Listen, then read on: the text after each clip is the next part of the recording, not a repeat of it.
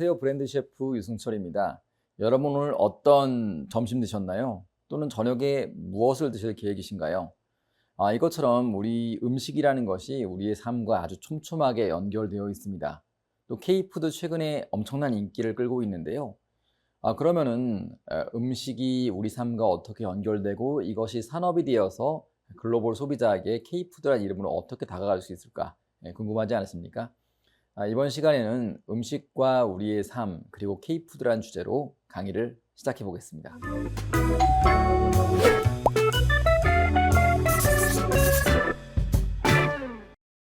오늘의 메뉴 설명드리겠습니다. K푸드의 문화적, 경제적 영향력은 과연 어느 정도일까요? 한국 식품 산업이 잘 되고 있는데 문제점은 있지 않을까요?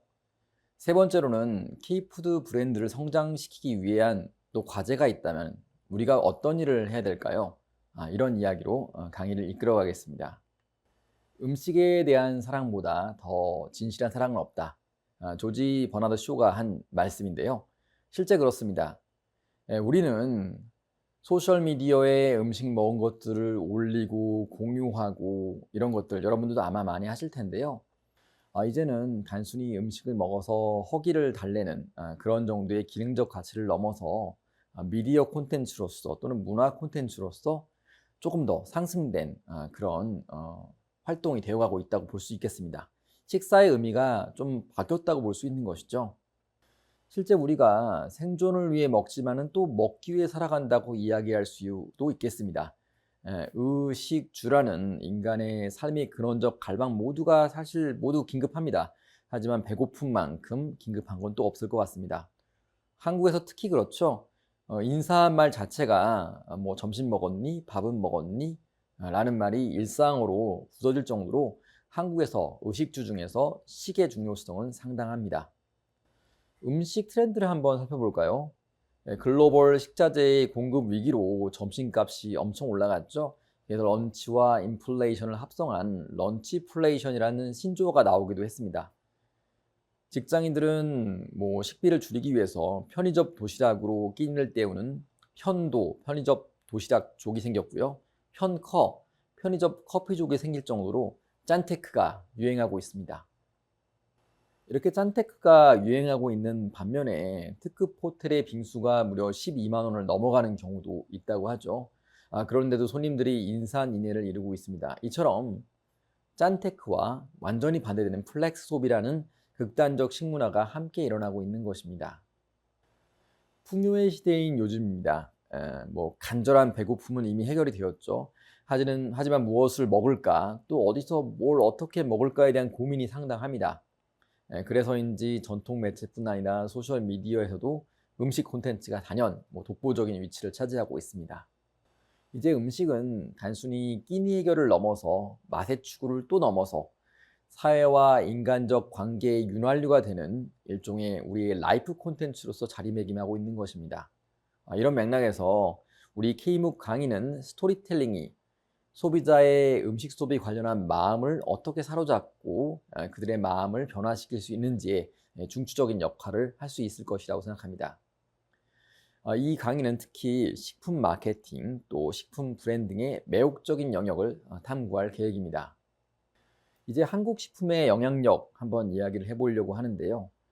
한국 식품 브랜드는 K 콘텐츠 열풍과 함께 K푸드라는 이름으로 세계인과 만나고 있습니다.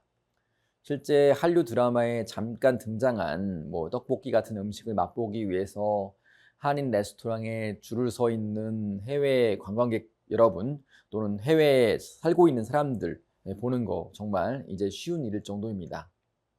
소셜미디어를 보게 되면은 한국 음식을 직접 만드는 튜토리얼들이 상당히 많습니다. 이제 한국 식품, 즉 K푸드는 K컬처, 한국 문화라고 할 정도로 한국 콘텐츠의 큰 줄기가 된 것입니다. 그러다 보니까 이제 한국이라는 나라의 국가 경제에서도 무시할 수 없는 대단한 영향력을 차지하고 있습니다. 한국 식품이 K 콘텐츠 열풍과 함께 성장하면서 K푸드로 세계인에게 다가가고 있습니다. 실제 이런 사실은 2014년 종영한 SBS 드라마죠. 별에서 온 그대, 별그대라고 불리기도 했는데요. 그 열풍 때문에 중국과 베트남을 포함한 아시아 국가에서 치맥이라고 하죠. 치킨과 맥주 돌풍이 일어났던 것에 효시가 있다고 생각합니다. 이런 주연이었던 천송이가 눈 오는 날엔 치맥해야지라고 한 한마디가 글로벌 식문화를 상당히 변화시킨 것이라고 볼 수 있는 것이죠. 2016년 별에서 온 그대가 한류 관광을 어떻게 영향을 준지, 또 치맥 파티가 또 한국에서 어떻게 벌어지게 된지를 묘사한 재밌는 뉴스 클립이 있어서 갖고 왔습니다. 함께 영상 보시고 이야기 나누십시오. 중국 관광객 6억 6천 명이 한류 드라마 별에서 온 그대 촬영지 방문을 앞두고 치킨 1,500마리를 동원한 대규모 치맥 파티를 열 예정이어서 관심을 모으고 있습니다. 화장품 유통기업인 아우란그룹 직원들인 이들 6허는 포상여행차 3월 27일부터 5박 6일 동안 인천을 방문할 예정이라고 인천시가 밝혔습니다. 이들은 별그대 인천 촬영지를 방문해 돌아보면서 별그대를 통해 인기를 모았던 치맥 파티를 개최합니다.